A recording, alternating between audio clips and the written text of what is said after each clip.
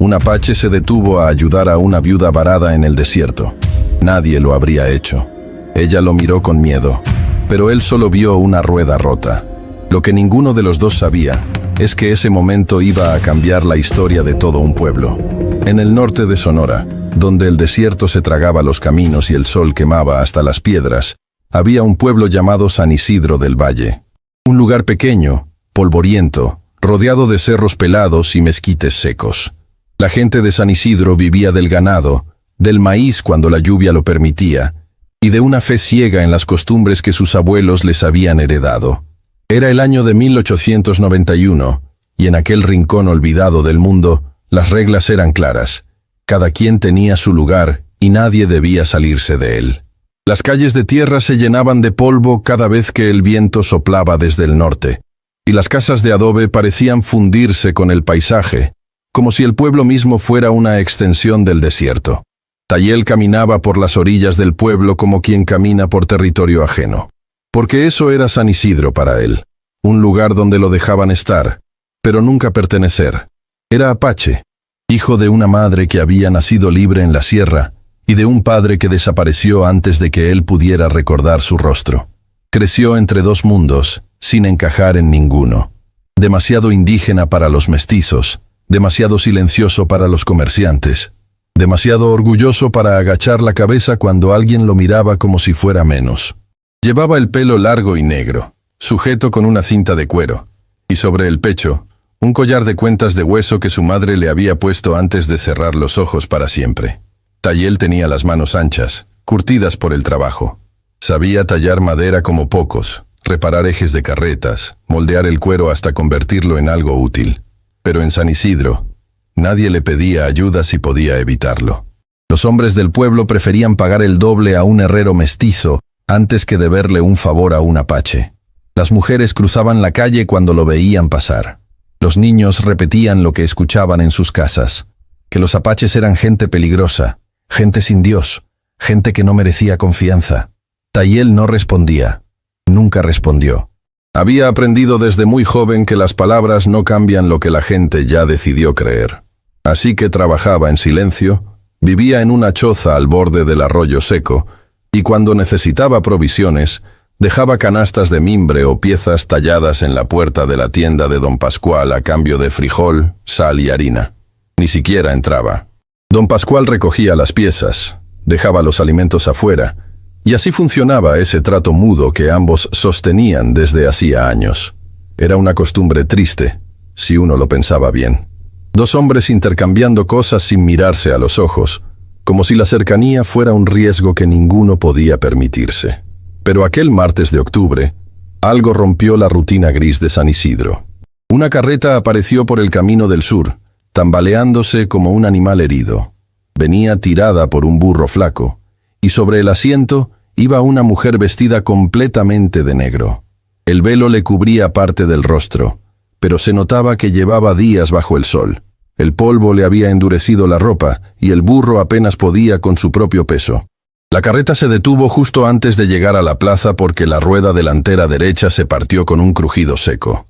La madera cedió, el eje se inclinó, y toda la carga se desplomó sobre la tierra. La mujer bajó despacio, mirando los restos de su carreta con una calma que daba escalofríos. No gritó, no pidió ayuda. Se quedó de pie, con las manos juntas sobre el vientre, como si estuviera rezando por dentro. La gente del pueblo se asomó desde sus puertas. Algunos murmuraron, otros simplemente observaron, pero nadie se acercó. Era una desconocida, y en San Isidro, los desconocidos eran motivo de desconfianza, no de caridad. Además, venía del sur, y del sur solo llegaban problemas, según decían los viejos. Tayel la vio desde el otro lado de la calle. Estaba sentado bajo un mezquite, tallando una pieza de madera que nadie le había encargado. Miró la rueda rota, miró a la mujer, y algo dentro de él se movió. No fue lástima.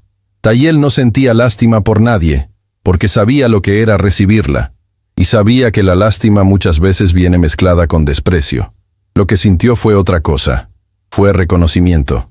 Esa mujer estaba sola, en un lugar donde nadie la quería. Y eso, Tayel lo conocía demasiado bien. Se levantó sin prisa, caminó hacia la carreta y sin decir una sola palabra, se arrodilló junto a la rueda rota. La mujer lo miró con los ojos muy abiertos. Había miedo en su mirada, sí, pero también había algo más. Sorpresa, porque nadie se había movido. Nadie en todo ese pueblo había dado un solo paso hacia ella. Y ahora, el único que lo hacía era un hombre al que todos evitaban. Tayel examinó el daño. La rueda estaba destrozada, pero el eje todavía servía. Con un hacha pequeña que llevaba en el cinturón, empezó a cortar las astillas sueltas, a limpiar la madera podrida, a preparar el hueco para una pieza nueva. Trabajaba con una precisión que parecía natural, como si sus manos supieran exactamente qué hacer antes de que su mente lo pensara. La mujer lo observaba en silencio. No le habló, no le dio las gracias. Solo lo miraba con esos ojos oscuros que parecían cargar con algo muy pesado. Y Tayel, que no esperaba gratitud de nadie, siguió trabajando bajo el sol de la tarde, con el sudor cayéndole por la espalda y el polvo pegándosele a la piel. Desde la puerta de la cantina, don Facundo Reyes miraba la escena con el ceño fruncido. Facundo era el hombre más influyente de San Isidro. Dueño de la mitad de las tierras, de la cantina, del molino y de casi todas las deudas que la gente del pueblo cargaba sobre sus hombros. Era un hombre grande, de bigote grueso y voz ronca, acostumbrado a que todos le dijeran que sí. Y no le gustó lo que vio. No le gustó que un apache se atreviera a tocar una carreta en su pueblo sin pedir permiso. No le gustó que esa mujer de negro aceptara la ayuda de alguien como Tajiel. Y sobre todo, no le gustó que la gente empezara a murmurar que tal vez, solo tal vez, aquel indígena tenía más decencia que todos los que se habían quedado mirando desde lejos. Facundo escupió en el suelo y entró a la cantina sin decir nada. Pero su silencio era más peligroso que cualquier palabra. Porque cuando Facundo callaba, era porque estaba pensando. Y cuando Facundo pensaba, alguien siempre terminaba pagando las consecuencias. Esa noche, Tayel terminó de improvisar una rueda con trozos de madera que encontró cerca del arroyo. No era perfecta, pero aguantaría. La mujer de negro seguía sin hablar. Cuando la carreta quedó en pie de nuevo, ella lo miró fijamente durante un largo instante y asintió con la cabeza. Solo eso, un gesto mínimo. Pero para Tayel, que estaba acostumbrado a la invisibilidad, ese gesto fue como una grieta de luz en un cuarto oscuro. Lo que Tayel no sabía, lo que nadie en San Isidro sabía todavía, era que esa mujer no era una viajera cualquiera. Debajo de ese velo negro, detrás de esos ojos cansados y esas manos llenas de polvo, se escondía un nombre que iba a sacudir los cimientos de aquel pueblo hasta las raíces. Un nombre que muchos habían olvidado a propósito y que otros habían intentado borrar de la memoria colectiva. Porque esa mujer, la que llegó sin hacer ruido, la que nadie quiso ayudar, era la persona más importante que San Isidro había conocido jamás. Y lo que traía consigo no era solo dolor, era la verdad. Una verdad que Facundo Reyes había sepultado hacía años, y que estaba a punto de salir a la superficie como el agua cuando revienta la tierra seca. La mujer se llamaba Lourdes Iñiguez, y ese nombre, para cualquiera que conociera la historia de San Isidro, debería haber encendido todas las alarmas. Pero los años tienen una forma cruel de borrar lo que incomoda, y en aquel pueblo, la memoria era selectiva. La gente recordaba las fiestas, las cosechas buenas, los bautizos, pero nadie hablaba de los Iñiguez. Era como si esa familia hubiera sido arrancada de raíz, como esos árboles que el viento del norte tumba y que después la arena cubre hasta que desaparecen del paisaje. Lourdes no había nacido en San Isidro, pero su esposo sí. Mateo Iñiguez había sido el único hijo de don Aurelio Iñiguez, el hombre que fundó el molino, el pozo comunitario y la primera escuela del pueblo. Don Aurelio fue durante décadas el corazón de San Isidro. La gente lo respetaba no por su dinero, sino por su carácter. Era un hombre justo, de esos que se quitaban el sombrero para saludar al más humilde y que repartían grano cuando el invierno golpeaba con fuerza. Mateo heredó esa misma nobleza.